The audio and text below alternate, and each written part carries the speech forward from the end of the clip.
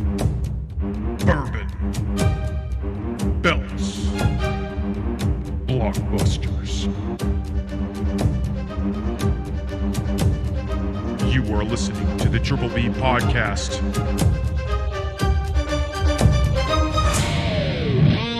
Let's fucking go. Welcome to another episode of the Triple B Podcast, Bourbon Belts and Blockbusters. I'm RT Red. I'm Jester. And we got a show that talks on some bourbon and or cocktails. Hell yeah. We're going to talk about some wrestling, and we're going to talk about some movies and or shows and or both and all the above. All of it. The So let's Blockbusters. Get right into it. We Ryan, are. you got to choose the cocktail of the week. We're using your Heaven Hill bourbon from last week. we are. Almost gave it a 10. We Yeah, didn't quite do real it. close. It was a 9.75. We can't give them all 10s. I'm really excited about this cocktail, so please Yes. tell us about it so we can drink on it. Yeah, so what I did here, it was an influenced creation, I guess, is the best way to put that. Got the idea of this from a listener. Somebody commented on our TikTok social media post about just wanting ideas from other people about bourbon cocktails. And I believe, I'm not misremembering, I believe it was Brittany Lund. Yes, it right? was. Initially typoed on the comment. It was she was trying to say Kentucky Buck, which is what we had last cocktail, which was Chef's Kiss, fantastic. And then, but it came out originally. It came out like Kentucky Crumble or something like that originally, and then she corrected it. But when I saw that, I was like, "What is that?" Yeah. And so I started looking that up, and that's not an actual like just a drink, not from what I could find at least on the old internets. The interwebs, if you will. And so I was just like, well, I looked up a couple different types of drinks, and I kind of just put some things together to come up with what I dubbed the apple bourbon crumble. Hell So yeah. what it is a tablespoon of apple butter, which is fantastic, by the way. 2 ounces of bourbon, which obviously we're using our Heaven Hill from last week.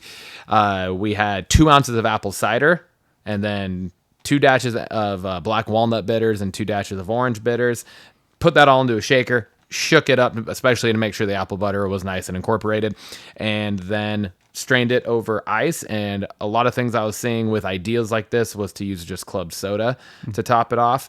Well, I took that a step farther and went with one of our faves, good old ginger beer. Ooh, yeah. So, yeah, we topped it with the ginger beer, and this is what we got. So, Let's the do old it. apple bourbon crumble. Let's give her a go and see where she lands on our ratings.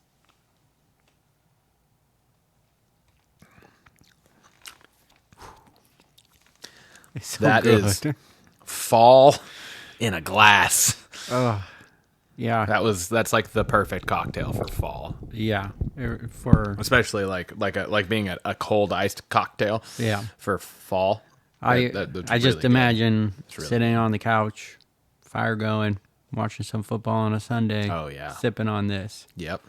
Yes. Oh, That's it's so very, good. very good. I mean, you could even add a cinnamon stick into there, and Yeah, there were different garnishes and stuff. I saw like an apple slice on the edge with a cinnamon stick, but I just went bare bones because I didn't want nothing to get in our way of drinking. no, and I 100%, and I Like if I was making this for like having people over, doing it up a little more, I'd probably do the cinnamon stick and an apple slice on the rim. But I think you choosing ginger beer here kind of takes that plate. It kind of gives that spice to it. Yeah. And For sure. I really, That was kind of my goal there. Yeah. I wanted it to have a little slight bubbles, which we got a little, mine, I filled a little too much. I didn't quite get the whole ginger beer. Do you want a little topper? just a little splashy. There you go. A little splash in there. You can never have too much ginger beer No, in a you cocktail. can't. But yeah, dude, I'm gonna give it a 9.5. Yeah, I was gonna go like 9.5. I'm joining you on that Yeah. because it's really solid. I love it. It's perfect for this time of year. I think there's, to me, I think there's something that I don't know what it is off the top of my head, but I think there's something that I could add to it that would put it to that 10, but it's not quite there for me yet, but damn, it's good. It's really good. Real good. I'm excited to sip on this I throughout can't wait the to sip episode. on it. This If you want to see the most full cocktails that we've had. Yes, yeah. No, Right up to the rim. Right there. to the rim. That should, Yeah. in theory, last all episode, but We'll see. We'll see. If you would like to see how it's made, you can see this on our TikTok, on our Instagram. So please give that a check out. Also our YouTube channel. Yes, We'll be indeed. there as well. That's going to bring us to our Bourbon Talk part of the show. And we got the fact check from last week. And it was a longer episode, which led to us being very, very loosey-goosey last week. 20 things. Oh, hot damn. Okay. There's some fact checks. There's some clarification. So it's a little mix of both. All right. So let's get right into that. Has AJ Styles and Seth Rollins had a feud or wrestled in WWE? We were talking about, what's next for AJ Styles. Yes, they have faced each other, and I don't know why it didn't come to me right away, but they were the finals in the tournament for the new World Heavyweight Championship. Back. AJ Styles and oh yeah. Oh yeah. Wow. And apparently they have faced off in a couple other matches, but not like anything big. So there hasn't been like a big storyline other than that tournament. So Yeah. it would still be pretty fresh if they had a big feud. When did Becky say she doesn't work here thing? Just wanted to clarify. You were right. It was on that Raw, not SmackDown, like I said. How many appearances does John Cena have left? You said 10. Reports I'm reading are there 7 left. Yeah. It's kind of like, I kept seeing 7 to 8, but it's a little less than 10. When did they announce John Cena's retirement tour? You said August. It was in July at Money in the Bank in Toronto. Okay. Was it an Iron Man match between John Cena and Shawn Michaels on that Monday Night Raw? It was not an Iron Man match. We both thought it was, but it was a 55-minute match. Well, and I think I You kind of alluded to that because I was like, I don't even know if it was an actual Iron Man match, but Yeah. it was like an hour-long match. Yes. Yeah. It was one of the longest matches on Monday Night Raw, and it took place in London shortly following their WrestleMania 23 match that they had. Yeah. When did AJ Lee leave WWE in relevance to CM Punk? AJ Lee and WWE parted ways 1 year, 2 months after Punk walked out in January of 2014. AJ Lee was retired from WWE in April of 2015. Punk wasn't officially relieved of WWE until July 2014 when they officially said they separated ways. Yeah. Last time real couples wrestled, it was Edge and Beth Phoenix versus Miz and Maurice of Royal Rumble 2022. Good pull. Other real life couples, not necessarily married, but Nikki and Cena faced Miz and Maurice at WrestleMania. Yep. And then there was Jimmy and Naomi faced Tyson Kidd and Natalya back in 2019. Oh, wow. Or 2015. So there's been a few. I didn't realize Jimmy and Naomi have been together that long. Holy cow. Yeah. So just fun little fact on that. Edge's return was 2020 at the Royal Rumble. You said in 2019. Okay. You were correct in how to pronounce Ralph Fiennes. We said Ralph, Fiennes, yeah. but you're like, I'm actually, not sure I if it's Ralph Fiennes or Rafe Fiennes. But you were correct. Yeah. Ralph Fiennes. I did confirm the movie, the Bone Temple, is coming out 28 weeks later after 28 years later. What a cool little nod, huh? Yeah, That's I thought dope. that was really cool. Not officially confirmed report, but Sony is waiting to see how 28 years later Bone Temple performs before giving the green light for that third movie. But chances are it does. Yeah. But there is a script completed, it sounds like, for the third one. So it's ready to go. How many kills were there in Halloween Kills? You said 9,000. It wasn't quite that. But that was a little bit of an exaggeration. It felt like it though. No kidding. But it is highly debated because there's a lot of off-screen kills that happen in this, or maybe not. So the number is right around 30 in that movie, which is one of the most that happens in a horror movie. Dr. Kelso, Ken Jenkins is still alive, so he could. Yes. He could be Here we in go. Scrubs. Bring him back. Have him just come in like he injured his back golfing or something in retirement. Yeah. and he has to be Dr. Cox's patient or something. Oh, like God, it would be too so good. funny. We talked about, or you mentioned the janitor, lawyer, high five guy needed to be in it. We did say Todd eventually for high five guy. Took us a minute to get there, but you did get it. Yes. It's the Todd. The lawyer's name is Ted, and then there is no janitor name. It's janitor. Yeah. Okay. Planned release of second rounds for the casting of Doomsday. The report I read was just actually a fan theory, so there may not be a second round of casting. Okay. So I in this last week have read though that Kevin Feige has teased there's more to come on that though. Okay. So I went back to it and I was like, Kevin it's a fan. Feige has actually like kind of Alluded to weaseled his way around things, but yes, kind of alluded to the fact that they're not necessarily done casting. Okay. And maybe it's more Secret Wars than Doomsday. Yeah. But who knows? Okay. When is Doomsday coming out? I believe we were kind of fumbling. I kept saying dates, fucking the 26th of but December. that's the year I think you were trying to. Yeah, because it's 2020. It comes out, it's what, the 18th of Yes. 2026? Yeah. Yep. That was numbers, man. Just I don't bullshit. I put it down. I don't know why. I don't remember us mentioning it, but there was 26 cast members in that line of chairs when they did that video. Oh, okay. Maybe you were just throwing that on there just as extra info. This one, it's not really fact check. You mentioned a movie. You talked about hikers in Ireland with trolls that you watched. Yeah. I just typed in hikers in Ireland with trolls, and the only thing it could pull is The Hollow 2015. Would that fit in that time frame? Let me look it up real quick. Because that actually sounds familiar. Keep going. I'll see if I can find a live fact check here for what I was talking about. Okay.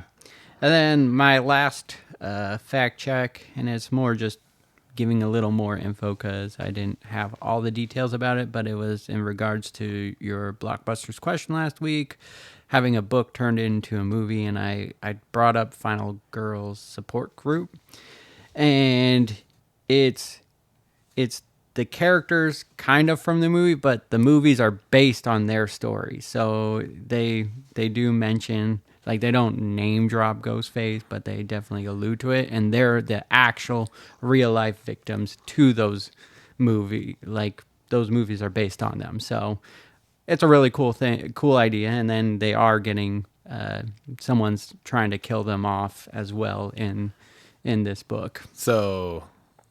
There's Laurie Strode is based off one of the girls in this support group, and then Sidney Prescott's based off of. So they took these real life girls Yeah. that are in this support group, And those- that's what they based the movies of all of these things off of. Yeah. But then in the book, there is a Killer killer coming at trying them. to get all of those Yeah. final girl. That's a fucking cool concept. So that's how they Yes. kind of walk that line Yeah. of, oh, I like that. That's cool. I thought that, I definitely thought that was cool. So yeah, that's what I got for the fact check. It was quite a little bit of clarification, like I said, but we definitely were a little loosey-goosey last week. Yeah, a little bit. All right, nothing on the movie? I forgot it. So I was confusing things. There is a whole other movie that has to do with trolls that I've also seen that has something to do in Ireland. That's something weird. I have no idea what that one was. Didn't find that. But the other one that I was confusing, that was the one that I was like really connecting to the Watchers. Yeah. It's called The Ritual. Came out in 2017. Oh, okay. And says Features a group of friends on a hiking trip in the Swedish wilderness who encounter an ancient and malevolent force that combines psychological tension with supernatural horror, making for a suffocating and memorable survival story. Oh, nice. So that there are very similar themes within that, and that is the one I was thinking of because that was the one with the group of friends, and like one of them fucks their ankle up early in the trip, and it's just like the perfect storm of bad things to set that up. So that is what I was thinking of. All right, nice live check there. Next up, we got Hawk Talk. Yeah. We lost to the 49ers last week, 17-13. What were your thoughts on the game? I mean, there are obviously like things that were like, kind of felt very familiar with the last few years. I think the way our offense was running, outside of it was a run heavy instead of a pass heavy, but it just didn't seem like it was working all that well, right? Like, especially compared to like what we saw in and now it's preseason, obviously, and I'm aware of this, but still, when you're averaging like 170 yards rushing in the preseason or whatever it was, you know, you're expecting a little bit more than your second string running back leading the group with 48 rushing yards, right? So I think that was kind of a disappointment. I think they may have like out coached themselves, if that makes sense, to a point where like they were trying to do maybe too much in certain regards and not just like relying on the bread and butter type thing that they've kind of talked about a lot in camp. And then I think my biggest takeaway from this though was the decision to kick the field goal. Yeah. On fourth and less than it was like fourth and a foot. Yeah. And we had very, very few run plays that netted nothing in that game. The decision with like 3:24 left in the game to kick a field goal there, I think was kind of the biggest thing there. Yeah. Because like you go for it and because here's the thing too, you look at it, you go for it. If you pick it up, now you're at least running the clock down to the 2-minute warning. Yeah. Like absolutely no worry. Right? You're getting it down to at least a 2-minute warning. Then if you're stopped and have to kick the field goal there, at least it's under 2 minutes. Yeah, you've taken away the time. Yeah, and they only had I think they had 3 timeouts still at that point. But still, it's like that. Now you're under the 2-minute warning. Now they have to be a lot more smart and cautious with what plays they're running, the timeouts that they're using, where they're catching the ball and getting out of bounds, everything, right? But also, if you go for it there and you get stopped, it's still 10-10, but now they have the ball at like the fucking... It was inside the 20. We were in the red zone. So even to kick a field goal, you're still there. They still have to drive, 50 yards to even try to kick the field goal with the field goal kicker that they did not trust. Yeah, exactly. Right. So realistically, they're having to either now go score a touchdown to try to win the game, or they're having to drive to like the 20 to feel somewhat comfortable, even though he had already missed one from like the fucking 12-yard line or whatever the fuck that was in the very beginning of the game, right? So there are a lot of things there that were like in our favor that you would just say go for it.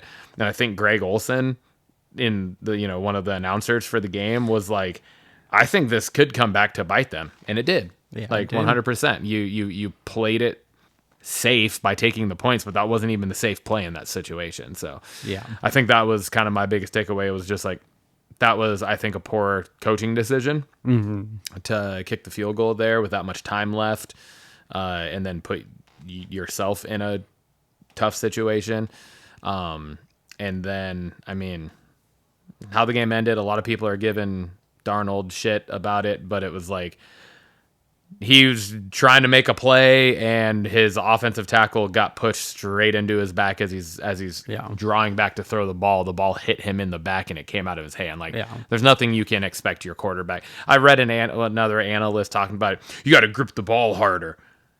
Or you're a fucking idiot. That's the stupidest thing I've ever heard before. Grip the ball harder. Yeah. Like, if you grip the ball too hard, you're not going to throw the ball correctly. Like, that's just physics. And that doesn't make sense. Yeah. Could he have maybe felt the pressure a little bit better? Sure, there's those nitpicky things, but the fact of the matter is, Abe fucking Lucas should not have gotten driven 7 yards straight back into the quarterback. Yeah. That's your job as an offensive lineman. Do your fucking job. So Yeah. stop ripping on Darnold. He played a fairly safe and decent game and did what was asked of him until that final play. Yeah. And the thing is the offense that he's in now, that this is not an offense that should have to be asking him to put the team on his back. Yeah, exactly. That's the whole point of the Kubiak offense, is the quarterback shouldn't have to be the fucking savior. Yeah. And so that's on everybody else and play calling. So Yeah. that's my thoughts. I was impressed with the defense. Up until the last bit of that game, and mainly Reek Woolen, and it just happened, and that's the way it goes. What are you doing? Sometimes, Yeah. but it was, they held really strong. They were getting to the quarterback and everything. Purdy was pressured on like almost 60% of his dropbacks or something like that. Like, that's pretty fucking good. Yeah, yeah. Exactly. Like we had the highest QBP in week 1. Yeah. Seattle did. So that was promising, and just building off the momentum from last year and Yeah. carrying that over. And then I wanted to see more Charbonnet, because he was getting bigger chunks than K9. K9 had a couple in there, but it was definitely felt like they were just doing more screens with K9 and or rushes to the outside versus letting him go up the middle. So maybe it could have been a different game, but when Sharbs was going up the middle, it was getting big chunks. Yeah, And that's the other thing with the 4th down decision. You literally have an offense dedicated to 2 tight ends and a fullback, and then you have a running back who 2 running backs that very rarely get dropped in the backfield. Mm-hmm. What are we doing? Fucking use that. Yeah. I definitely think the game came down to that 4th down call, and they should have gone for it, because up until that point, our defense was playing lights out. Like, and like you said, like, I would rather us be aggressive and try to just be like, no, we're going to try to pick this up and control the ending of this game. Yeah. And then not get it. And then they drive and score and win. That's a lot easier to eat than the way it did play out. Yeah. They were aggressive earlier in the game, and it paid off for them. Like, why not here in this moment? Yeah. Especially against the 49ers. So, at home, too, in week 1. Yeah. Tough loss, and it's not going to get much easier this week. So, we're going over to week 2. We're at Pittsburgh against the Steelers. What do you got going for this? This is going to be a tough one, man. I don't think Witherspoon's playing. Mm-hmm. The game designation was doubtful. I know McDonald said we'll go right up to game time with it. I didn't even know he was hurt in the game last week. Didn't either, because he finished the game and he played the rest of everything after. But I guess on that Josh Jobe interception, him and Kobe Bryant collided. Okay, and he banged his knee up. So there's that. There was one more. Nick is out. Yeah, Eamon Worry. Yeah. He's the other one, which is a pretty big hit. Like, if him and Spoon are both gone, that 100% changes the dynamic of your defense now. Yeah. Because now our secondary is like, we're going to be playing a lot of stuff that we don't want to be playing. Mm-hmm. Like, we're not going to have a nickel package, essentially, because, like, Ty Okada? Yeah. And he didn't play all that well when he was in last week, when Eamon Worry went out after the fucking one play he had that smacks McCaffrey in the backfield and drops him for a 2-yard loss and fucks his ankle up on the one fucking play. It was just like, oh my God, that's just that's so unlucky. Yeah. One thing I will say, and I'm going to give credit and kudos to DK Metcalf here, is the media, once again, is trying to blow this game up as another big revenge game. And Metcalf was like, dude, it's just another game. You guys are trying to make it into a big thing. I'm not. I'm playing football. Yeah, I appreciate that, because to our knowledge as fans, there wasn't like bad blood in him leaving. Like, he wanted out. He wanted a new, and it's like understandable. Yeah. We were mediocre for his entire fucking career here in Seattle. Totally understandable. Yep. And so, it didn't feel or seem like there was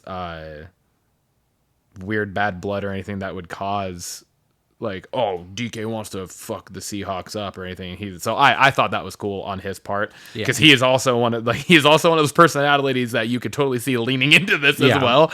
And maybe he is personally and internally, and I'm sure there is that same on the Seahawks side. I'm sure there's that point where the defense is like, yo, we want to fuck DK up here. We want to keep him, with as minimal impact on this game as possible. Yeah. Because that's just what you do with those big guys, like whether they played for you or not. And same with DK. I'm sure there is a part of him that's like, I'd love to get this win. Yeah. But he's not outright just like saying it, you know, which I really did appreciate about that, because it's staying away, keeping away from the distractions. Yeah.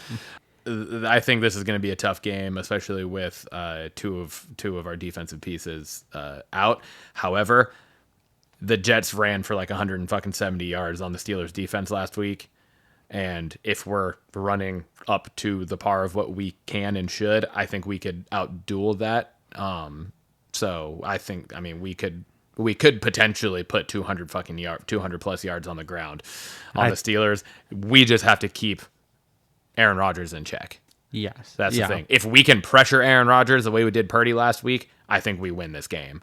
Because Aaron Rodgers ain't getting away the way Purdy can. Yeah. Aaron Rodgers is 20 years older than him and was never as athletic as Purdy is. So, I think if we can pressure him, I think we'll be all right. Yeah. But our offense also has to fucking produce this week like they didn't really last week. Yeah. So, and it can't just be the JSN show.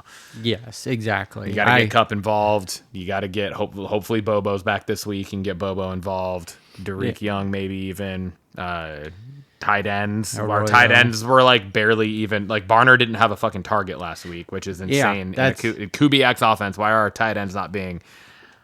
Agreed. I feel like this is going to be a shootout, unfortunately. Just hey, you know what? I'm okay with that. If we're in a shootout, that means our offense is fucking producing. That's true. That's true. But I'll take our defense to get a stop when we need it, type of thing. But I definitely think we do need to lean on the run, because we got to keep Aaron Rodgers off the field as much as possible.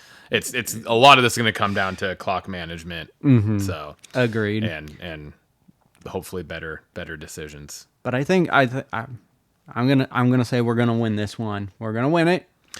We were like, we only lost like one road game last year or whatever the fuck it was. Like the stat was. Yeah, we were the Road Warriors last year. Yeah, we were the Road Warriors last year for sure, which is crazy. So yeah, we just lost in Buffalo, right? I think Buffalo was I think that was the only road game we lost last year, was Buffalo. Yeah. So crazy thing. So I got positive hopes for it. I wasn't completely like, this team sucks after last week. No, because like there was a lot of good. Yeah, there was a lot of good, and we haven't just even the few bad were like the game ceiling bad. Yeah, right. That fourth down decision, which is a coaching thing, that's not on the players. That's a coaching thing. The players all executed exactly as they were supposed to and expected to, and that's how we got the 3 points. Yeah, that was a coaching thing, and then really it was the 3 Reek Wolin plays, but the 2 real big ones. Yeah. And then the Abe Lucas getting just fucking demolished by Bosa on that final play. So Bosa's a beast, man. He is. All right. Wellness journey. Yeah, man. We're checking in. Yeah. Where are you at, man?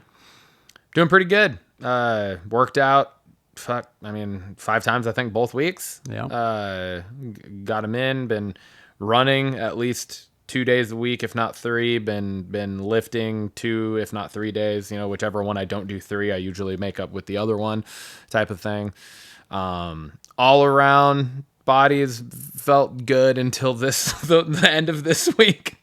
Back in full swing of things in school now, and Ultimate Frisbee with my freshmen started this week, and I can't help myself. I have to play. I played, and it didn't hurt myself, which is the good thing. Yeah. But I'm just fucking sore, because that's a different kind of running around and exercise. Like sprinting up and down the field is not something I've done now for fucking 5 months. Absolutely, type of thing. So, My quads are still feeling the sprinting, still but feeling it's that? just sore. I'm not like I didn't hurt myself, which is always a good thing. Just soreness, but I was feeling it. So like I ran yesterday morning before, like I got up at 5 and went on a run, and I've been running 4 miles. Like that's just kind of been my new mark is just like I'm running. If I'm going on a run, I'm running 4 miles. I hit 3 and I was like, I'm going to 3.1. My fucking legs are killing me still. So I was like, I'm going to stop at the 5K like I used to and just call that one good for today. But I started using a new app called Heavy for my lifting, and it's really nice. It's really easy to track stuff, and you can like build the workouts as you're going, and you can change things out and manipulate weight and stuff that you're using throughout, like as your body needs type of thing. Like sometimes I'll like build one, and my mind's a little more go get it than my body actually ends up being on that day, and so I can adjust the things, and been made it really easy to track stuff too, and so I'm excited to keep using that. And yeah, I mean, eating too, for the most part, my food choices have been pretty damn solid, and been sticking to things pretty well. Good. 209.9. Hell yeah, man. You made it. We're there. We are there. Hell So I lost, yes. what is that, like a pound and a half from last check-in, because I was 211.6 or whatever, so 1.7 pounds I think is what that ends up being. So a little over 31 pounds. I'm almost 32 pounds total since we've started. Yeah. But more importantly for myself is when I started my own little journey before we started it on the podcast. I started it in December of 23, so a little under 2 years ago. I was 256, so I am 50 pounds down. Hell yeah, man. So 40, congratulations. 47 pounds Nice. down. So, yeah, man, it's awesome. We did it, man. We did it. We're there. We're there. We did the thing. Now, the hard part is maintaining. I know. Don't let us get back there. Yeah, no, I'm. The way I feel now is like I ain't getting back there. There ain't no way I'm getting back up. So yeah, this is the most consistent I've ever been with eating and exercise, and also allowing myself to have days. Yes. You know what I mean? Yeah, like, no, 100%. Where, like, we're going to a concert tonight. We're going to see Ludacris. We're going to go out to dinner. I'll probably get a drink or, get an elephant ear at the fair or something. You know what I mean? Like, I'm going to do my thing tonight. Yeah. Because I know there's not a wagon I'm falling off of. This is just the way I am now. So yeah. That's the beautiful thing about it. What about you, man? Hell yeah, man. Last week, very solid week. Had 5 workouts. This week, not so much. I got my 3 in though. I got my 3, but my body, my ankles specifically, have just been really sore. And then work schedule the past couple weeks is not my normal, and so it's been kind of just throwing me off. But been getting my steps in though. Going to we were doing show and tells for work, and so just a lot of walking around the store and everything. So at least getting steps in. That's probably one thing that I don't get as much with my job. I'm doing more driving to stores versus walking, and so I make up for that during my workouts. But don't usually get that. So overall, not the best week, but I still push myself to get the 3 workouts, trying to switch things up so that it wasn't relying on the feet and everything. So feel good about that. Food-wise, last week, solid. This week was making some questionable things, but keeping it within reason. Yeah. And my weight in, I'm 208.3, so I lost 0.3 pounds, still lost, but just really maintaining. Yeah, dude. Maintaining the weight. I'm below that 210. I would love to get to 205 because that was a goal for myself a long time ago. 100%. And agree. So I'm still aiming for that. Just 3 pounds away, and like I said, a loss is a loss. Listening to the body though, and now that I'm hit the goal, like I feel like I can just take it a little easier, listen to the body a little more. I was really gung-ho about getting to that goal soon, and for sure. And so yeah, Well, that's the thing that we've always said too, is like listen into your body, because if you don't and then you Long actually term. hurt yourself, then you're fucking yourself longer. Yes. So it's if you got to take even a week off and do less than what you typically do Yeah. to be able to then get back to your normal the next week and for the weeks following, Yeah. that's better than pushing yourself and injuring yourself and having to take a month off. Yeah. Right. Yeah. So So yeah, for 100% listen to the body, but we still lost. We're both below 210. We hit our goal. We are, man. Feeling good, man. It's different this time for sure. Like you said, it just Yeah. And then my body is thanking me. It's just like you got your body weight down. So Yeah, dude. hell yeah, man. Go us. And that brings us to belts. Ryan, first off, quick question. What do you think about the announcement? Quick thoughts on the announcement of WrestleMania. What is it? 43. Yeah, 43 going To Saudi. Any thoughts on it? Does it bother you at all? I've been seeing like the announcements. Everyone's saying you sold out. To me, it doesn't make a difference. I'm watching it on my TV, and if the crowd's into it, I don't understand where that is or where that's coming from, because they've been doing shows in Saudi Arabia now for almost 10 fucking years, or over 10 years now, or whatever. Yeah, it's been since 8 years. Yeah, 8 years. 2016 or whatever. So I don't understand that argument. That's just people fucking wanting to nitpick and bitch about shit just to bitch about shit, which is just unfortunately the idiotic world we live in. I mean, the only sucky part is like the women have to wrestle in like full bodysuits in the heat over there. But yeah, other but I than do that, feel like they're like that's part of the whole thing, is they're continuing to like WWE is helping the like break those types of trends and traditions over there. So like, if anything, they're trying to work to help make the quality of life for the individuals in Saudi Arabia better. Yeah.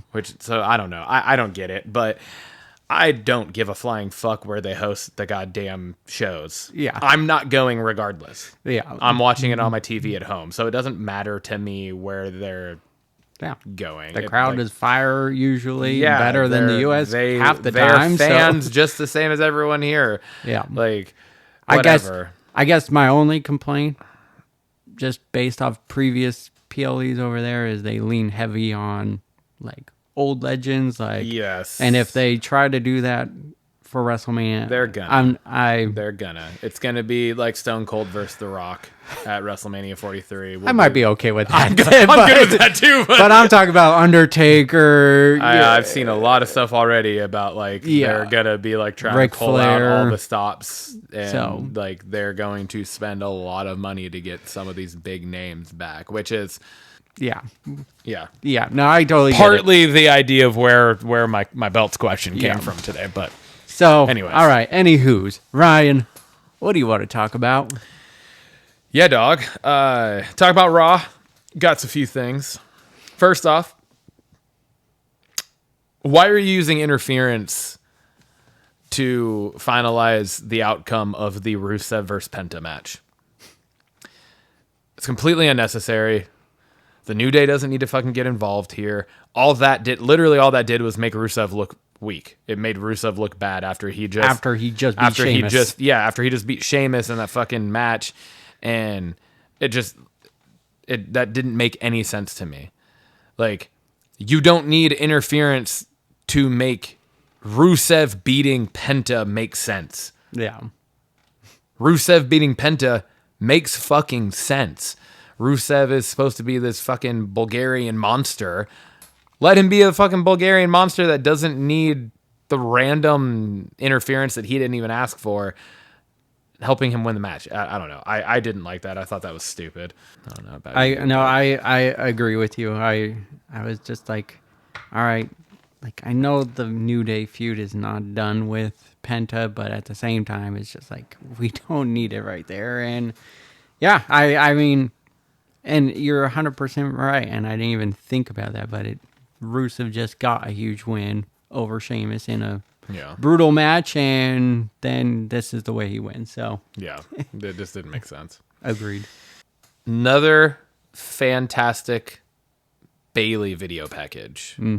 Loved this one. This one I think was the best one. It is leaning more and more into the crazy persona that she's had before with the voices, and it's really like it feels like this is pushing her to a breaking point. And now whatever that means or what comes from that is yet to be seen, but the build to this is very on par with the SmackDown video packages of the Wyatt Six, or even the Raw ones from when they were first debuting. Like everything that all the like, it's just being very well done, and I think that continues. Like we've talked about it every week, and that there's a reason for that. Yeah, Right. I think it would be cool to see this still play out, like when she comes back, not just through promos, but having the back and forth going of which direction she's like gonna go. One match she comes out to her hugger theme and but stuff, then the next is she ding dong. switches. Yeah.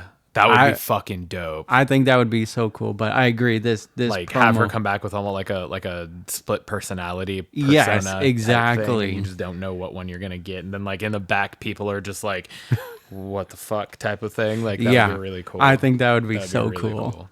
What's going on with Jay? What's going on with Jey Uso? And this is just like I don't know, obviously, but it feels like it could lead to this. And so this is just, I said they bring the Usos back together to potentially have them break up. I was like, that doesn't seem right. So what's actually going on? Because I don't think that that's actually what's going to happen. Yeah. But it just seems, something seems weird, because all of a sudden we have this like very heelish and dark side of Jay.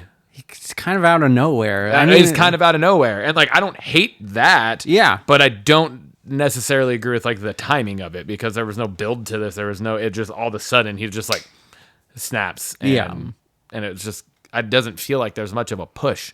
Yeah. Or like any real background that's leading to this. It just really does seem out of nowhere. And that's the part where I'm a little more hesitant with it. Yeah. But the fact that they're doing it, I think is good for Jay. Oh yeah, for sure. And I think it, as long as it's done well, can be good for Jay, depending on how it all goes. But it just the spear on LA Knight made no sense to me. Mm-hmm. It was like, where did that come from? Yeah. Because LA Knight literally hasn't done anything to Jay. Mm-hmm. He hasn't accidentally hit him before or anything like that. Well, I guess maybe when him Punk and they were in the ring, maybe, but there was like they're all going for the title at that time. Like, yeah. And Jay then reciprocated with super kicking both of them. Yeah. But before that. Exactly. Right? So, which I mean, one could argue that maybe that was a seed planted towards this type of thing, but then we got nothing about it in the Fatal 4-Way. We got like no dark tendency type of thing from him in that, or since then until Raw. So, I don't know. It just seemed kind of out of place. Maybe it's just, I mean, I do like the changing character for him. It's just a nice thing. It is out of nowhere.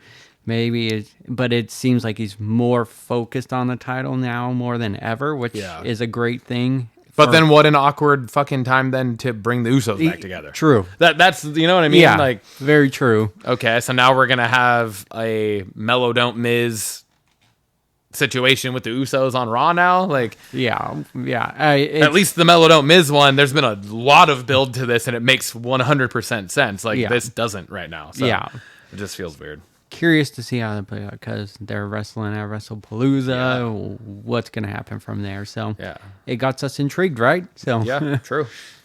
The banger of the night for me. AJ was the best, absolute best fucking thing that they could have done next for Becky. Oh yeah. I said it's perfect. I said Punk should have. I said one critique that I have here.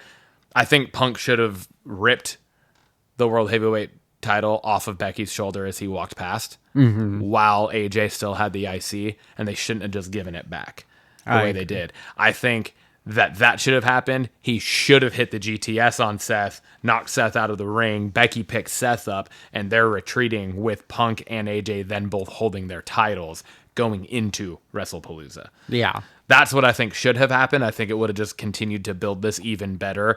And the whole, like, now Punk and AJ have the mind games, where before it had been the other way around, right? Yeah. And just, I think that would have put that over the edge now, as to, like, AJ being back has taken this to the absolute next level. But I absolutely love this entire thing. Like, AJ has not had to change a single thing about her persona, because as we talked about last week, she was not in the right era when she was here before. No, 100%. This is what she should have been then, right? And it's like these two, Becky and AJ personas right now, are at the fucking peak and pinnacle of what they could be, and it's absolutely flawless to have them going back and forth. Yeah. No, agreed. I love what you said about Punk. She should have kept the title, because we don't see a lot of the good guys, the faces, playing mind games. Like, we always get a lot of the heels doing all the work, but it's nice to flip the switch. It is. And have the face have the upper hand and going into it. And I think you're right. I think they should have leaned in it. They have the hype, and maybe they will continue something on it. It's not like it's next week. It's a couple weeks out. So they can still play with it. But no, I think they should lean on that, because it's been very heel heavy WrestlePalooza, isn't it? It's literally a week from today. Is it? Yeah, it's the 20th. Today's the 13th. It's literally next. Oh, Saturday. yeah, that's right. No, never mind. You're right. When you said that, I was like, wait, what's a couple of weeks away? Because WrestlePalooza is literally 1 week from today. That's right.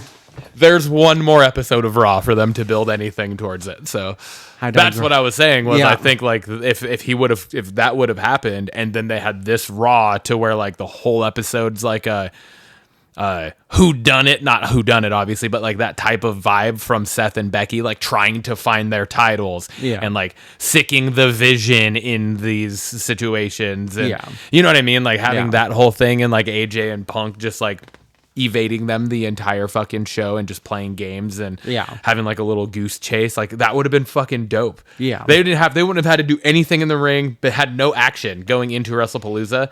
That could have been the best setup in and of itself. I agree.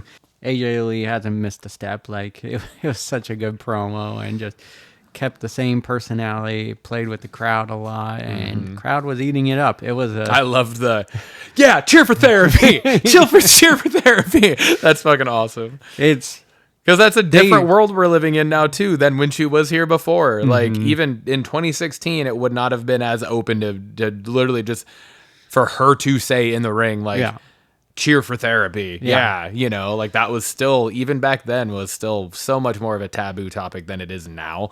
So it's super cool to see that. And it was great to see that side of her, like, just leaning into that, giving us little reason why she's been gone for a decade, and behind the curtain, but keeping it also unserious at the same time. So it was like the perfect blend. It was a great very segment. Like, hey, I got help, but I'm still fucking unhinged. Right? Like, that's kind of the vibe. It was like, she's like, hey, I got fixed, but I'm not. And it's like, ooh, okay, I like this. Yes. What you got for SmackDown, brother? For SmackDown. So Jade versus Tiffany Stratton for the women's title. Ends in double countout. So another non-finish. At least you're starting with this. This is the worst part of the fucking show. Another non-finish. Match was, Not started good. off rough, but it started getting solid towards the end. It had a little ramp up. I'm not saying it's a masterpiece.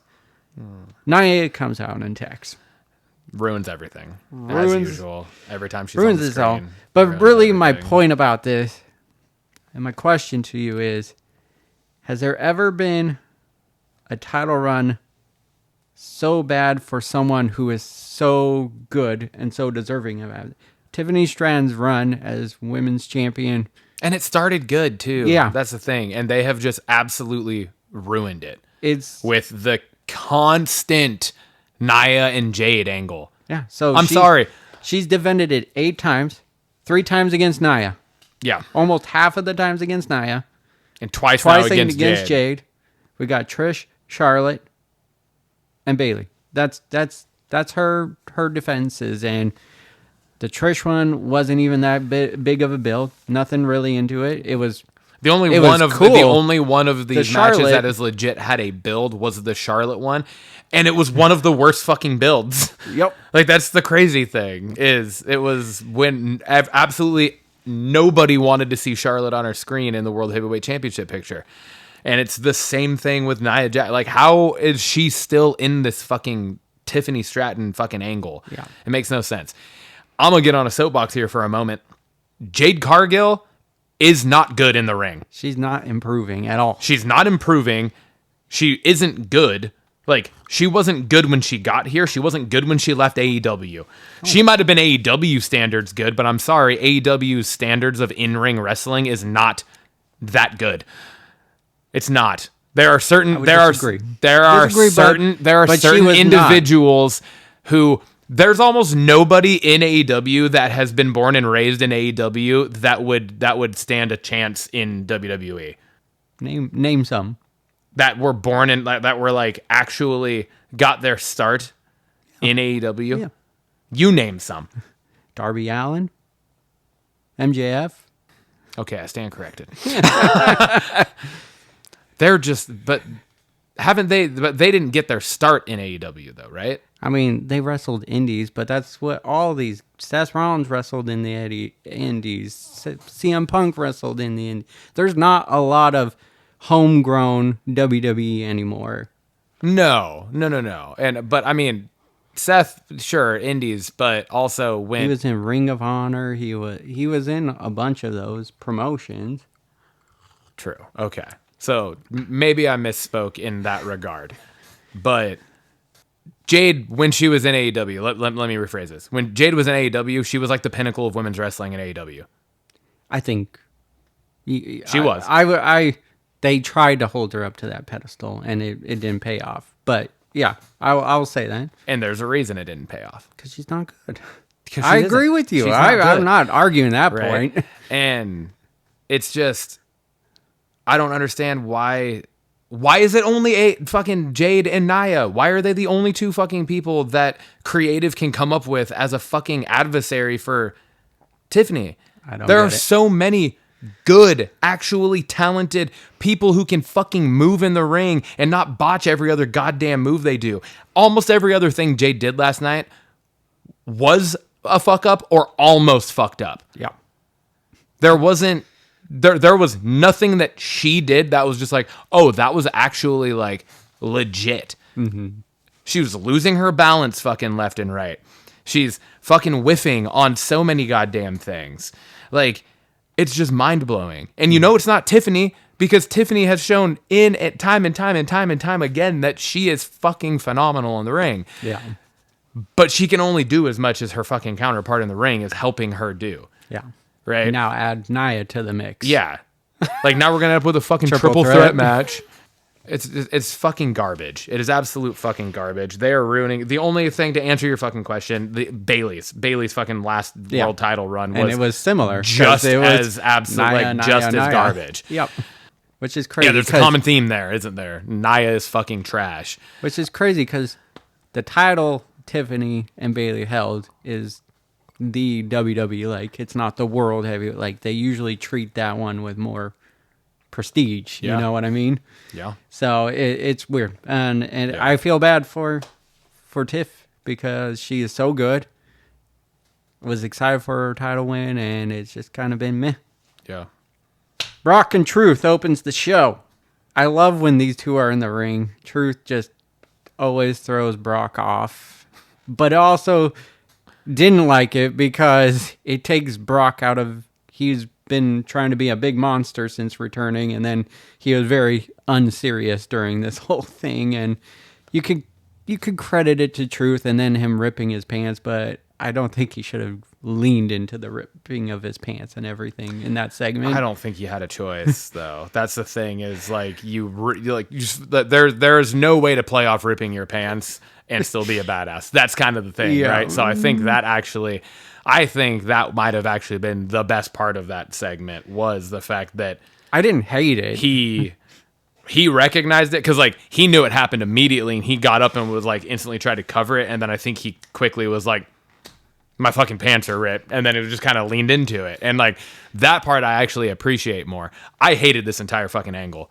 I was like, this is so fucking dumb. Yeah. I love R-Truth. I love the Ron Cena thing. Yes, there were parts of it that made me laugh, but at the same time, for the grand scheme of things, fucking stupid. Oh, it's fucking stupid. Sure. What a waste of fucking TV time. And didn't feed anything into the Cena thing. Anything into the Cena thing in any way, shape, or form.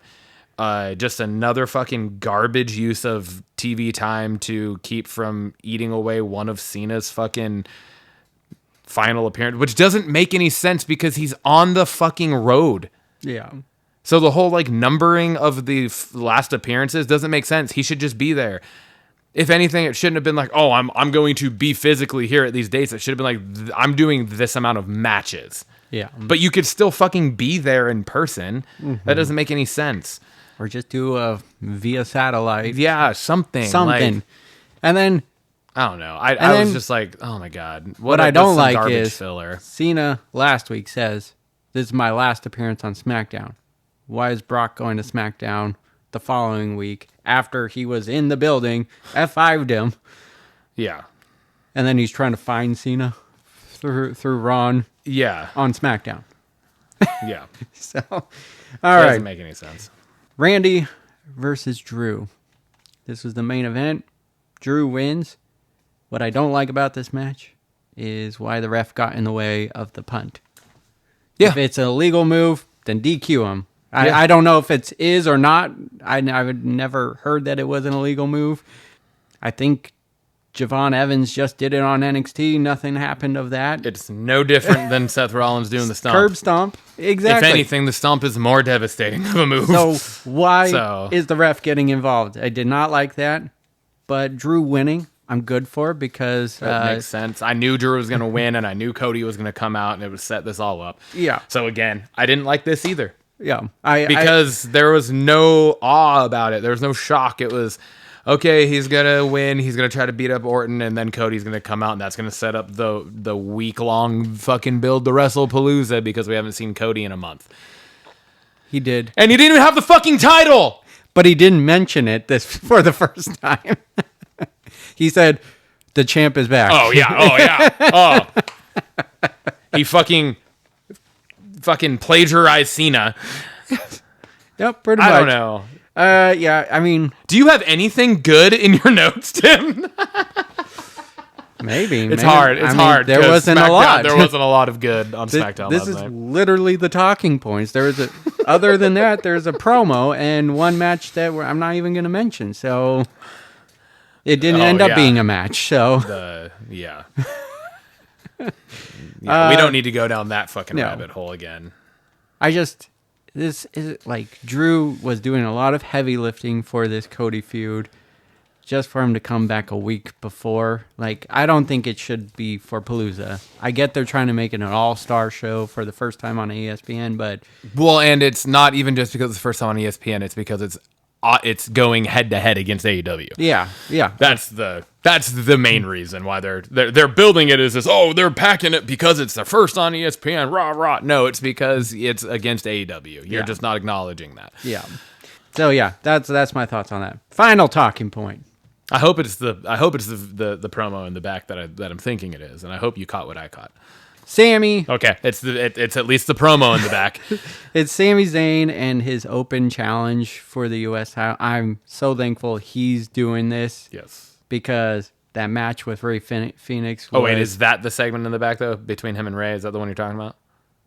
Well, no. I mean, I'm talking about this in general. Just the whole thing. Okay. Let me talk about it. Sorry. Let me talk about it. Sorry. I was about to get disappointed for a second. So, the match was fantastic versus Rey Fenix. Yes. It's been a minute since we've seen Rey Fenix on SmackDown. I don't know why. But we got to see this open challenge. And then it leads to a promo with Mello in the back. He's next up. We get to see Sami and Mello go. That match is going to be killer. And then we get...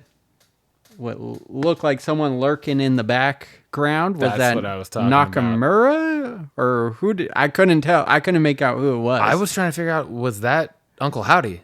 Was that Bo Dallas? Maybe. It was really hard to see. Was really, but Uncle Howdy is what makes the most. Like Howdy. That's what makes the most sense to me as well, because we haven't seen fucking Nakamura in forever, and I'm. But then he did the arm thing towards the end, and that's what made me think it's Nakamura. True, but with all of the lurking in the background in recent weeks, that's the White Six. Is what I was like. Is that Uncle Howdy? Because this is exactly what we've talked about. I think Uncle Howdy needs to start at one point and build up, and this would be the perfect fucking thing. Would be for that I agree. to happen. I hope that's who it was. I felt like it was Nakamura maybe, but it could have been, yeah. But the fact is, this open challenge. Uncle Howdy has kind of always that's true. He's done this type of thing. It's true. I love the open challenge. I hope it is, but this open challenge is just gonna have banger matches, left and right with purpose. Just because it's an open challenge, anyone can come out. Can I throw one slight critique kind of into it? I love it, but I also am like, is it hurting future matches? Back-to-back Smackdowns now, it's just been Super Sammy kicking out of literally everything thrown at him. Like every devastating maneuver that has won matches for both Cena and Rey Fenix in the past, and Sammy has kicked out of every fucking thing. How do you top it? How do you build off of this? No, you know what I mean? Like it's literally like that's what I was thinking last night, because I was like, we got that last week with Cena, which that one to me made sense because it's Cena and Sammy, and you know that makes sense. But I was like, I personally feel like it should have been a good match, but I don't think Rey Fenix deserves to have nearly as many fucking near falls as he had. In this match. Like, they're almost building that too much. This should have been a much easier win for Sammy, in my eyes. You know, does that make sense? It does, and I feel like I agree with you, and I don't know how to fix it, but maybe not lean into so many pinfalls in a match anymore. Like no one's getting pinned after one attitude adjustment anymore. So don't go for a pin anymore. Just I don't know. Well, and that's the thing is it's also, I feel like, to a point, hurting the industry to a form when you have somebody like that kicking out of everything, because now you're just watering down moves. Yeah. Again, you're watering, and then you get rolled up and then you lose. So I mean, a roll up is the ultimate finisher. So if every new wrestler out there just have a roll up, roll them up. That will win the match. But you know, I agree. I don't think it should be an every week thing as well, because you're right. You're gonna go through the roster really quick too, and everything. But the only bad thing I really took away from this is Solo still lurking for the U.S. title. I did love the promo though from Solo. He's great in the promo side of things. I don't want him going after Sammy for the U.S. title. I just want him out of that picture. Give him a break. Put him more in like this fucking, like, have his boys go for the tag titles and have him be like the head honcho of it. Have him be like the new Paul Heyman type of thing to that group for a little bit before you put him back in a fucking angle again. Yeah. He's been in it for too much and nobody wants it. Yeah. I mean, nobody wants his group going for the fucking tag gold either, but I would rather that than him continue to ruin the U.S. title. Yeah. No, I agree. But that's what I got for SmackDown. Sammy was my banger. Oh, okay. Banger of the night. Banger of the night. That makes sense to me. Yep.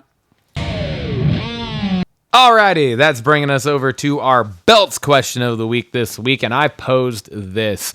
This is, I think, truly, it's our first discussion question, right? Like, typically, it's like the question is posed, and it is kind of just like there's like a black and white answer type of thing, right? Where it might be multiple answers, but this is truly just like a, what are your thoughts on this thing, right? Yeah. So I thought that was kind of interesting and kind of a nice change up for us also. So the question is, with the return of multiple veterans and legends this year, for reference, Nikki Bella, Becky, AJ Lee, Cena, Brock, etc. I know there's even more that have seen, like, just the year of 2025.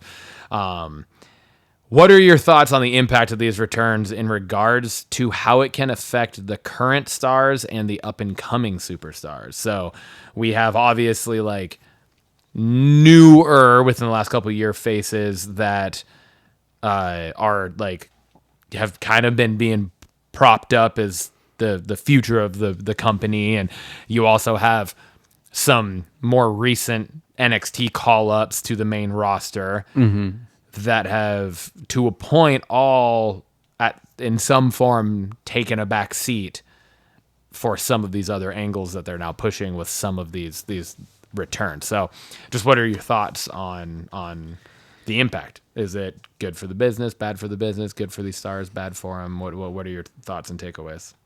In general, I love it, but it's kind of like a double-edged sword for sure.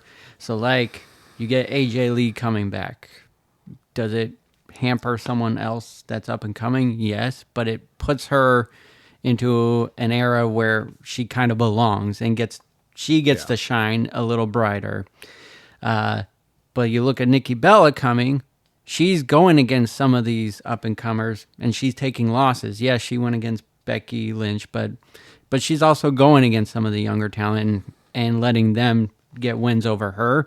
Whether you like Nikki Bella or not, she is a legend of her time frame and a big name to people, and she's taking losses. So I think it's helping, but we're getting to the point where these people are also taking all the screen time, and we're getting less of Elira. We're getting less of Julia, and I think it's more hurting the women's division right now, per se.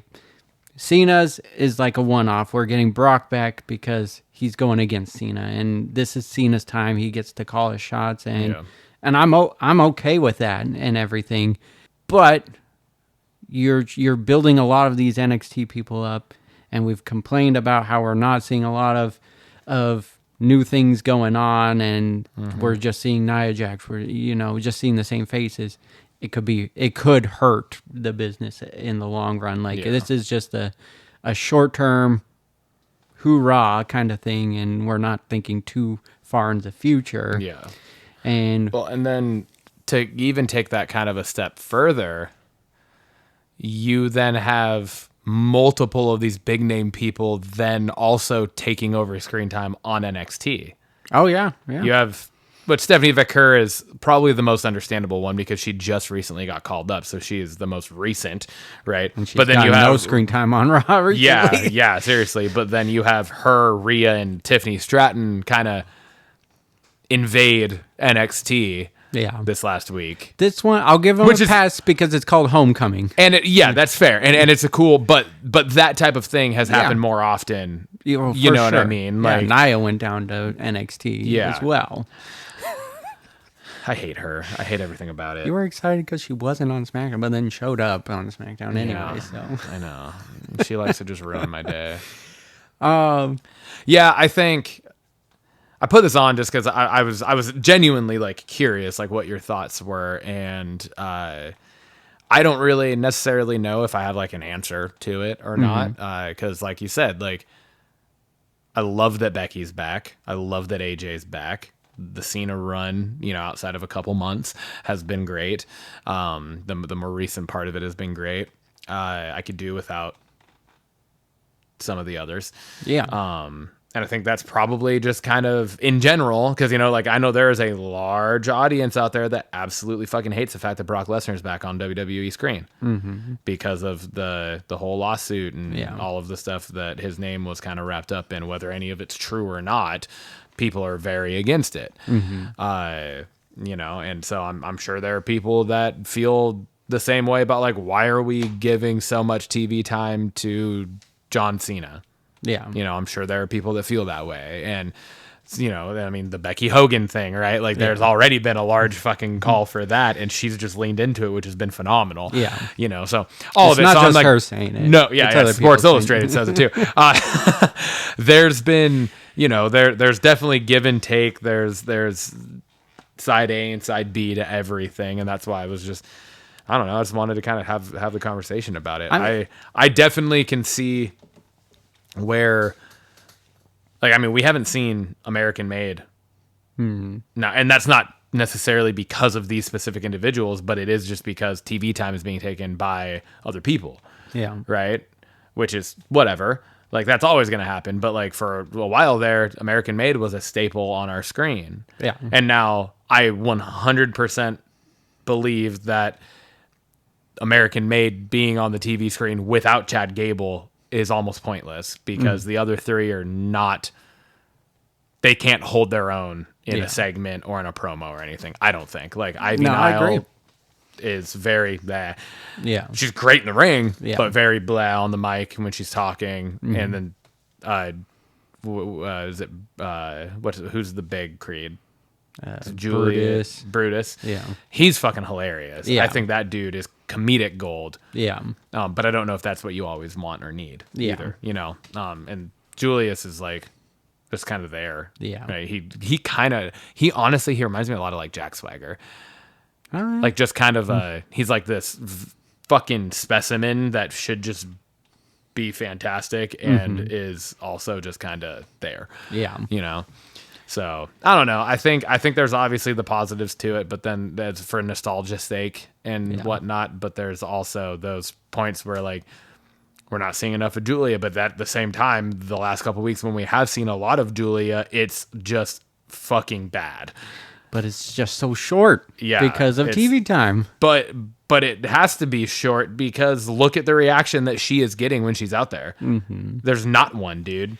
I think that's more on Meechin, but that's just me. More on Meechin? Yeah. How is it on Meechin? She's not.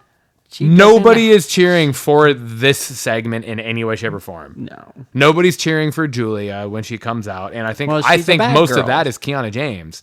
Yeah. Like, I don't understand everyone's the just pairing. like, but yeah. I think the WWE right now is just all about money, and that's what these big stars do, is drawing the people to spend money, and that's what they're after right now, it feels like. So, Hence the Saudi Arabia move. Saudi for Arabia, the TKO saying that. Now, is that going to be in April still? That's the one question I had. Oh, I Because don't. Riyadh season, isn't that right now? Yeah, that's true. And then they said it as a part of Riyadh season. Mm-hmm. So would that not be? Is WrestleMania 27 going to be like WrestleMania of 2027? Is what I was saying, not WrestleMania 27. Obviously, WrestleMania 43 in 2027. Is that going to be in fucking October or something? I don't know. I couldn't imagine it would. I know, that would be fucking wild, because that would be the first time ever that they moved out of the March, April. Yeah. And I'm not here for that. Yeah, that would be weird. Yeah.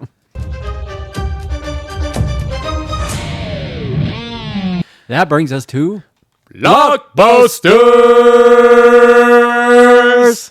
First up here, got some movie. This is mine. It is called Song Sung Blue. The synopsis: based on a true story, two down on their luck musicians form a joyous Neil Diamond tribute band, proving it's never too late to find love and follow your dreams. The cast of this is Hugh Jackman, Kate Hudson, Michael Imperioli, Ella Anderson, King Princess, Mustafa Shakir, Hudson Hensley, Fisher Stevens, and Jim Belushi.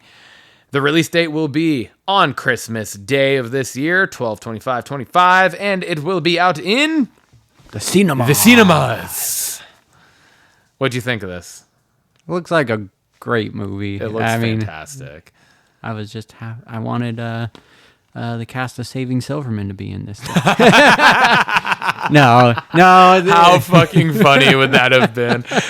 How funny would that be if they like somehow pulled that into that this, would be and so it's cool. like a competing fucking Neil Diamond cover band, and it's those three. Yeah, that would be fucking hilarious. But the trailer does look good. It gets you. It has the funny, the serious to it. It just gets you. It's the perfect movie that you release on a Christmas day out in the theater. So, really excited for this.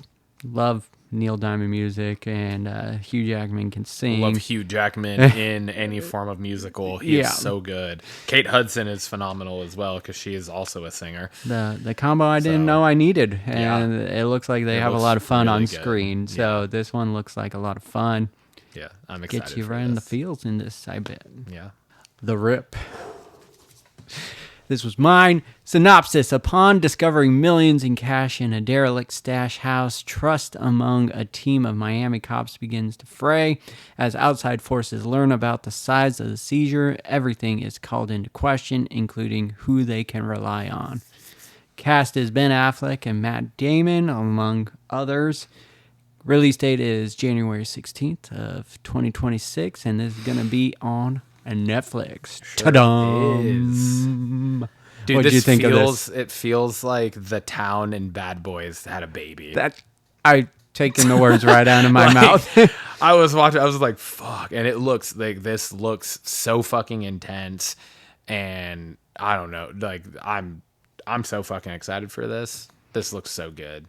And fucking, I love Matt Damon and Ben Affleck, and the shit they come up with together is seriously. so good. And it's been a while since we've had a like action movie like this, because I know they've done a couple things, but I feel like having like a legit action movie like this, oh man, this looks so fucking good. I'm so stoked.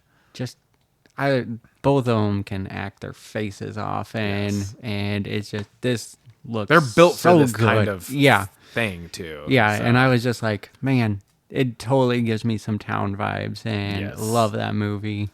And I know you just talked about it recently on our show, so I thought you would enjoy this one. So very, very excited for this. Way to go, Netflix. Yeah. What's in the news? What's in it? What's in the news? What's in the news? The news. I put a few things on here, as did you. Yeah. First up, Dust Bunny trailer. Dude, this one looks wild, man. Yeah, dude. We get Mads Mikkelsen coming back with the creator of Hannibal. Yeah, so Sigourney Weaver. We're talking about monsters, and just the trailer is visually just stunning again. Yeah, absolutely. I feel like we're a broken record, but holy shit. Keep putting out trailers of things that are just like... And watching the trailer, I don't necessarily know what's going on storyline-wise, but I'm here for it. I love it. It just looks so good. It does. Yeah, I'm very excited about this. Yes. It looks really good. Ooh, yeah. Next thing, we got two things here. I just started to I couldn't swallow for a second, and I couldn't catch my breath. I thought I was dying. Anyways. Don't die. Super Mario. The next Super Mario Bros. Movie. We got the official title for it, and we got a very slight teaser trailer. It didn't really give you much. But it is called Super Mario Galaxy Movie. That will be based off of the Super Mario Galaxy video game that was released in 2007 on the Wii console. And yeah, man, I'm fucking so stoked. You get the little teaser. It starts with Mario sleeping under a tree just outside of the kingdom. Yeah. And then it follows the butterfly, and the butterfly's going, and it follows the little mole dude. Then it goes into the water, and he got the little fucking fish things, whatever those are called. And then it goes up to the actual castle itself, and you see a lot of the little toads running around. Just seeing the N64 castle. Yeah, I know, right? It's fucking so good. And then butterfly shoots up to the sky, goes through the clouds, and goes up into outer space, and then the logo pops up. Super Mario Galaxy Movie. I at first was like, that's kind of a weird title. Yeah. Super Mario Galaxy Movie. But then I was like, well, I guess the first one was Super Mario Bros. Movie. Yeah. So I was like, it's like their kind of their shtick having movie on the end of it. And I was like, okay, I like that. Yeah. I'm good with that. So I'm just excited. The whole cast is returning. The first one was great, and it's in fifth for I think it's in fifth place for the highest grossing animated film of all time. Yeah. Behind Neza 2, which we talked about, Yeah. Inside Out 2, Lion King, and it was like Frozen 2 Yeah, I or think something. Frozen, yeah. Frozen or Frozen 2. And it's in 5th behind that. Like, Yeah. it was one of the highest grossing movies of that year when it came out, and like it was a fucking just absolute hit. So Just revitalizing that video game genre a little more, and I'm here for it. absolutely. And yeah, like I said, I love the first one, and this teaser just gets me a little excited. So I like it. Yeah. Next up, we have a clip from a movie that is actually now out on digital. It's a lower budget buddy comedy, essentially. It is called Bad Man. You got a clip from it, which gives away very little, but it just kind of, I loved already just from what we got in this. A little bit of the back and forth between the two main characters here. Yeah. We have Sean William Scott and Rob Riggle as two kind of begrudgingly partners. They are not... essentially, Rob Riggle's character is like a former like high school athlete, star of his town, kind of turned into a disgraced cop in that town that he still loves so much, but like nobody respects him type of thing. And then you have this hotshot like undercover guy come in, and that's Sean William Scott's character, and they have to partner up to go about this case. And that's really the info that we have, and the clip of them just in the car. Yeah, so I saw a trailer on this a while ago. It wasn't one that I chose for this. This clip got me excited to watch this. The trailer felt a little more serious, where it was almost kind of like Guns Up, it looked like it was giving all the funny stuff away, but had like serious tones to it. But then this clip kind of just brings you back. No, it does look like it's just like a comedy action, which got me excited because Rob Riggle and Sean William Scott, they're too fucking funny. Too funny to not and not be. two that I ever would have thought to pair together either. No. Oddly, like when you think about it, it's like, yeah, that seems like it would be a no-brainer, but it's also like I never would have thought about it. Yeah. Right? Yeah. And so that when I saw that, I was like, what? That's fucking awesome. So this is definitely one I want to check check this out. Yeah. So hell yeah. Deadline article. Marlon Wayans confirms he's going to be reprising his role of Shorty. We just talked about Scary Movie not too long ago, and how Anna Faris was coming back as well as, why can I think of her name? Regina Hall, yes. Reprising their roles. What's exciting about this article that I read is that there's a few more characters that they would like to bring back as well. No concrete deals have been set, but they're working on getting those people back into the movie. He also goes on to say this is a no holds barred and will not hold back in any way. This is going to be like the first two, where it's going to rub people the wrong way. Yes. And they're not going to apologize for it. Their movies, they want to offend every group. Yes. It's not just a focus group. It's everyone is on. There is like everyone is a target. Nobody is safe. And I love that. And one of the things in the article was the whole like, like you said, we're not holding back. Like if you're sensitive, good. Sensitive people need to laugh too. Yep. Yeah. You know, and I'm like, fuck yeah, I love that. And like how he said, like, if you tell a joke and 100 people laugh and one person walks out, that was still a good joke. Yep. Like, I'm like, fuck yes. Like we're getting to that. We're starting to get to that point where it's fuck cancel culture. Let's get back to funny is funny. Yeah. Fuck your feelings. Funny is funny. Yeah. If you don't find it funny, then don't fucking watch it. Don't follow it, whatever. Yeah. But you can't dictate what is funny to other people or not. And 100%. That's how comedy should be. Yeah. Yeah. Comedy is comedy. Everything in comedy is meant to be funny. Yeah. Whether you find it offensive or not, you can fuck off. Yep. So no, I love that. I absolutely love this that. This article mentality. was a good one to read. So, and then my last talking point is Play Dirty. Trailer looks wild. We got Mark Wahlberg, Lakeith David. We just talked about him recently. And then we got Antonio Banderas. This feels like another like Bad Boys, but also National Treasure kind of vibes to it. Sure.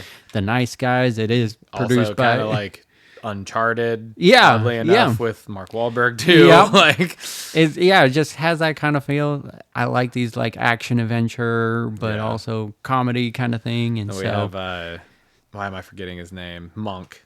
Oh yeah. I know. I never remember his name, and it's a very like obvious name too. Yes. Like it's not just like Jim Jones. Like it's like a name where you're like, fuck, that's his name. He's just Monk. I just Monk. I know. I'm looking it up. This is one that, because this is going to bother me the rest of the fucking show. Yeah. Tony Shalhoub. Yep. Thank you. That's why we need a producer. Yeah. I know. This is why we don't have to look things up on the spot. We need somebody there to do it for us. But yeah. Thank you, Haley.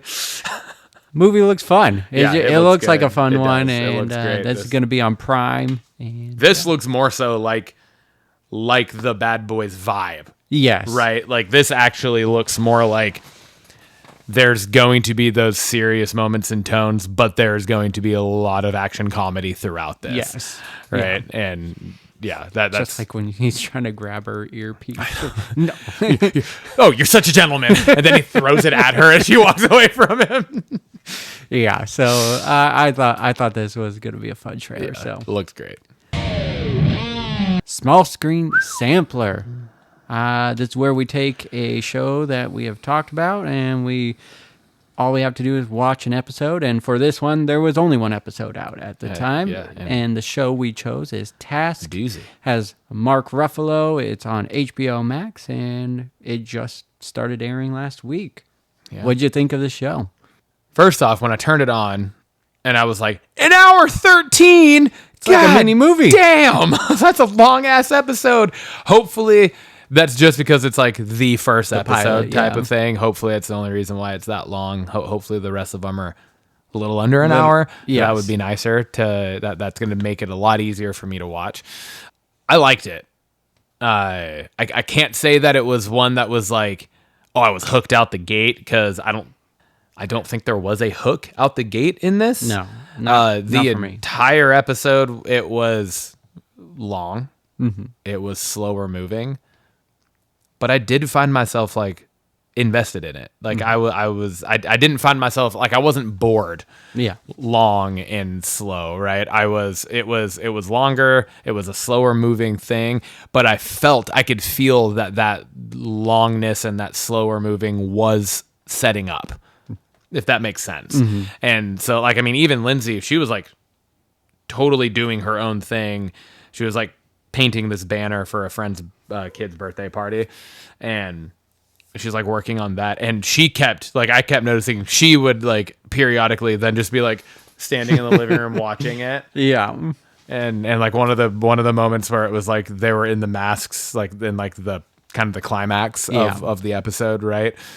And that was all happening, and she's, you watch scary stuff, and like walks away, and I was just like, this isn't even scary. This is like, I was like, it's not a horror movie. I was like, this is a cop thing. They're robbing this place, and they don't want their identities out. That's the only reason. Yes, they're wearing like Halloween style masks, but just a robber mask. Yeah, I know. I was like, it's like, this is no different than them wearing ski masks in the town, or the nun masks in the town. I was like, the town's one of her favorite movies. Yeah. So it's the same fucking thing.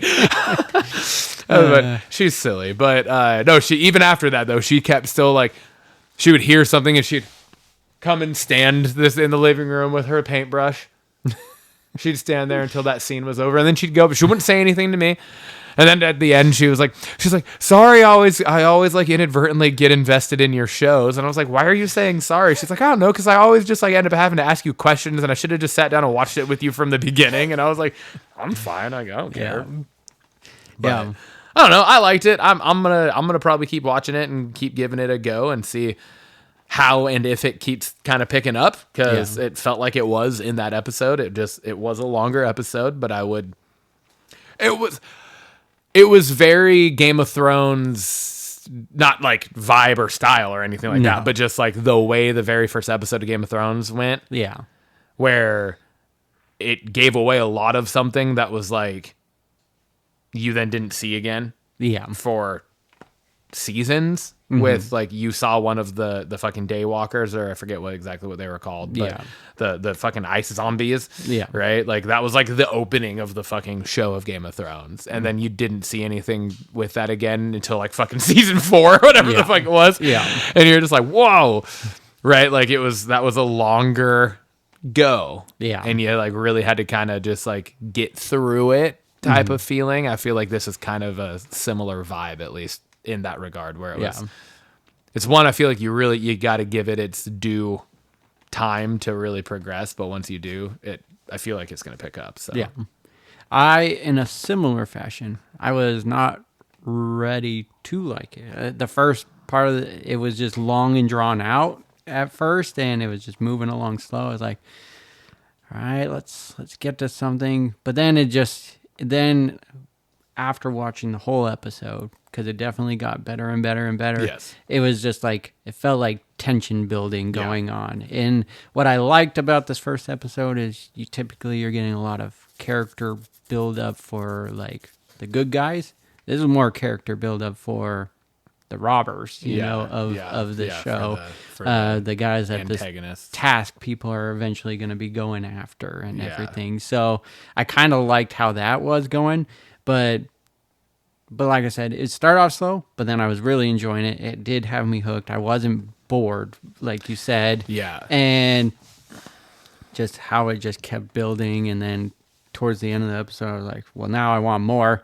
Yeah. And I was ready to watch the next episode. I was like, oh, there's only one. I was like, now I got to wait. So I'm excited to continue this, especially watching the preview for the season to come. I'm like, hell yeah, I'm invested in this. For sure. One of the things before we move on that I just want to point out that I didn't say was, I really appreciate we got no flashbacks in this. And I really appreciated that because there was a lot of opportunity for them to do that. Yes. But they're building these characters based off these things that we're not seeing, that they're just alluding to. Yeah. And I really like that because it leaves a lot of stuff open for interpretation, or it leaves a lot of stuff open to be adjusted later, or whatever the situation is, right? Yeah. Like what led to Mark Ruffalo's character being the father of a son that's in prison, the father of a daughter who apparently doesn't really seem to want to have anything to do with him. Doesn't really seem like the mother is around, or we got maybe a little bit of information about that, but very little. Yeah.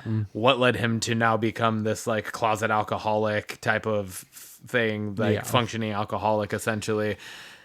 And like that was like the prime opportunity for a lot of the movies and shows we've watched in the past for the podcast, where we would get those flashbacks, and where we have really ragged on some of those before. It's just like, fuck the flashbacks. Like I really liked this. Yeah. And the same thing with like the robber and his brother, his niece, the kids, his wife. Like she's like, he died, then she left, and now I'm raising these fucking kids, and I don't know what I'm doing. Yeah. And it's just like, you just got a lot of information without getting any information, right? Yeah. So there's that. The part of this that I really did like, while it was the long kind of drawn out build, was the completely opposite parallels that they were showing to the same sound, right? They would have the music playing, and it did there was the opening of the fucking show, right? There's a song playing, and it's showing the dude waking up, like the bad guy or whatever, who I feel like is like the bad guy that you're going to like come to love. I was just kind of after character. your Like, point, he's I was gonna be say, like the I kind of feel guy for this guy. Yeah, it's kind of like not to the same extent, but like it feels, oddly enough, I'm pulling this out, and he was in this as well.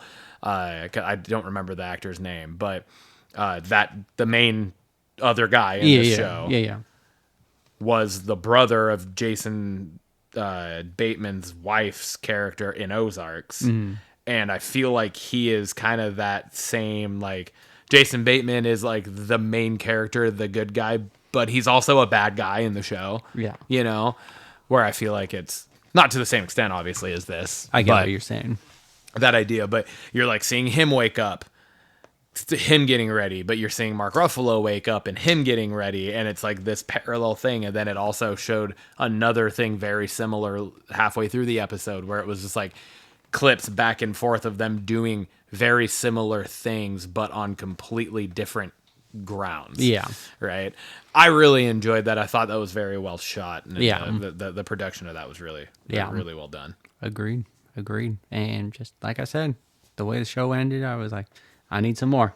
So please check it out. I don't know what day it comes out on, but it's on HBO Max. So if you have that, please give it a check out because I would recommend it. Absolutely. After the first episode. Definitely worth the watch. Blockbusters question of the week. I once again posed this bad boy. Yes, you did. And I think it's a good one. I thought it was kind of a doozy. It kind of required me do some research. I was gonna say it required a little bit of research. I too did. I didn't have an answer for this when I asked it. Okay, I was wondering. Yeah, I did not have an answer for it. I had ideas in my mind of things that I was like, I could, but I ended up not going with any of them. I went with something that I never knew of before, which I went in a completely different direction with this than I thought I was going to. So the question is, what real life event or true story would you like to see turned into a movie or a show? Which would you prefer between a movie or a show for it?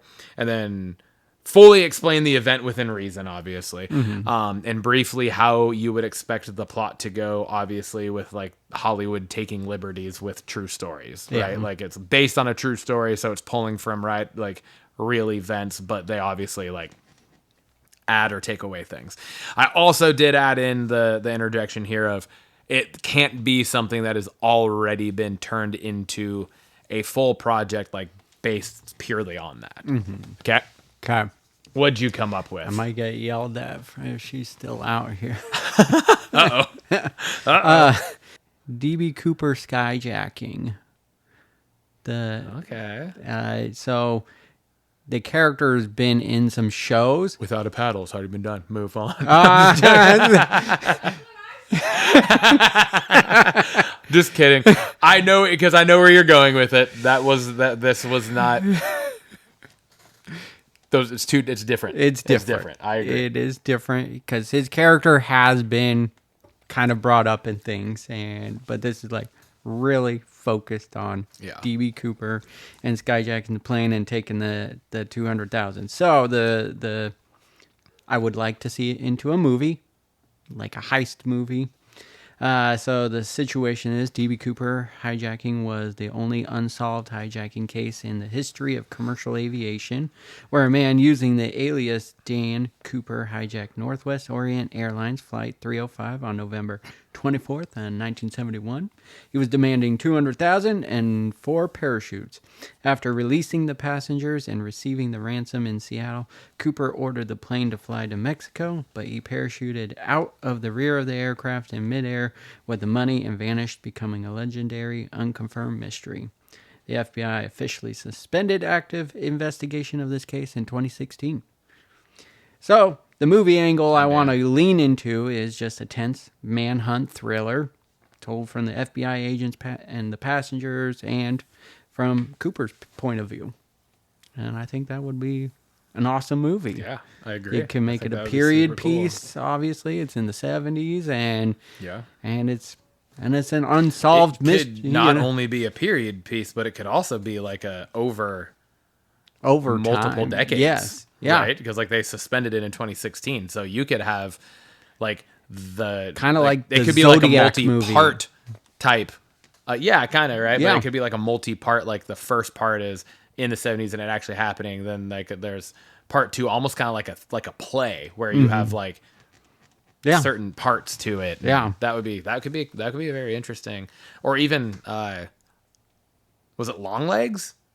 Didn't Long Legs have like where it was like it like broke it into broke parts. it into sections, right? And then Yeah. like it like titled each section as it like popped up on the screen, kind of thing, right? Like that's I kind of like when movies do that, honestly. Yeah. So I thought that would be a cool idea. Have you ever heard of Emperor Norton? No.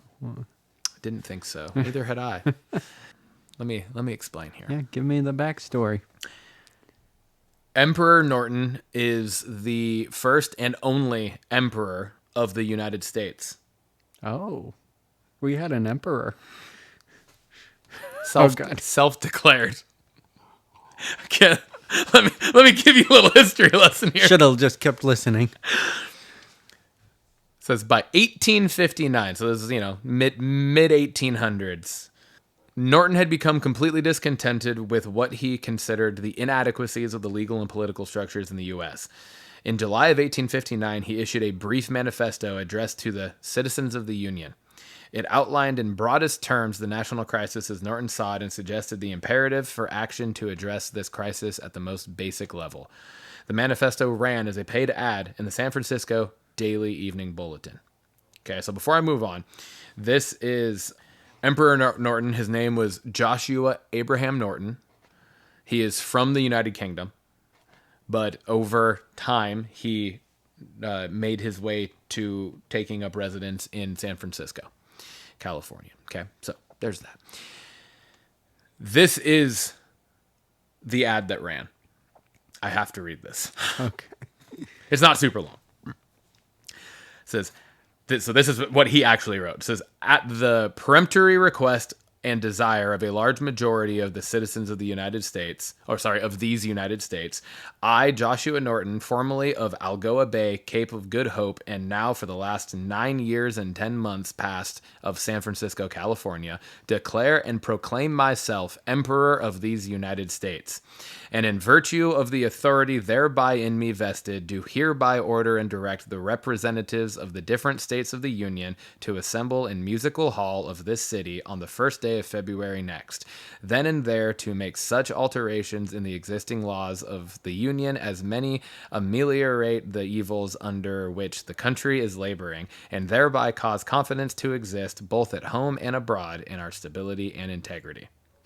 Signed, Norton I, Emperor of the United States. He is a self-proclaimed Emperor of the U.S.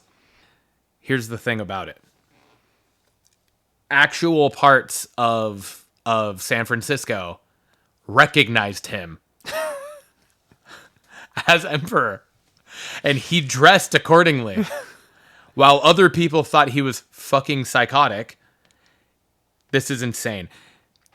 He had his own currency made Shit. that actual establishments accepted from him in San Francisco. Wait, there's more.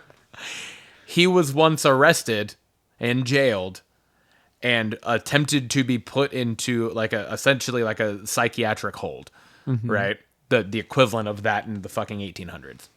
He was so beloved by the citizens that there was an outcry, and the governor at the time or whatever demanded his release. And from that day on, when police officers would pass him on the street, they saluted him. Okay? So that's a little bit about this. Yeah. All right. He also self-proclaimed himself the protector of Mexico. Both of these two things, he held those titles until he died in 1881 or something. Wow. Okay, so for 30 years almost, or 20 something years. I would love to see this done in a modern day setting, filmed in a TV show, filmed in the same tone as The Office. Oh, yeah. Just this fucking, some dude declares himself this fucking thing. And then it's like a documentary camera crew following him around and his people. Yeah. And the residents and these other places where he goes that he gives this monopoly money to that they actually accepted. Here you go. And you know what I mean? I You might thought want that to would hold be on to that one. such a good fucking premise for a just hilarious fucking show. Yeah. Oh yeah. And this character has been he has been the basis of a couple characters in books. Because he apparently was a friend of Mark Twain's. Oh wow. And so Mark Twain, he the character of the king in is it The Adventures of Huckleberry Finn? Yeah, I think so. The king in that is based off of him. Oh, wow. And he has had like 2 or 3 slight iterations and like single one-off episodes of like 3 different shows between the 50s and the 60s. Mm-hmm. But to my knowledge and everything I read, there hasn't been like an actual full thing based on him. Yeah. He's been like a character utilized in like a single episode of something in like a full series of something. But that's why I was like, I'm going to count this because those are from fucking 60 years ago or more. And now like I'm looking for like a full thing that is literally just dedicated to this story. That would be hilarious too. But turned into a comedic vibe. And I was like, how better could that be than a mockumentary style show like The Office or The Paper or fucking St. Dennis or Parks and Rec. Parks. Yeah, like that would be so fucking good. I would love it. Because like me just reading this to you, and this is fucking real. Like this isn't meant to be funny. This is just actually explaining this. But it comes across super funny. You were laughing your ass off just me explaining this to you, and this is a real thing. Yep. So, hell yeah, man. Anyways, episode 67, dog. 67. Cheers.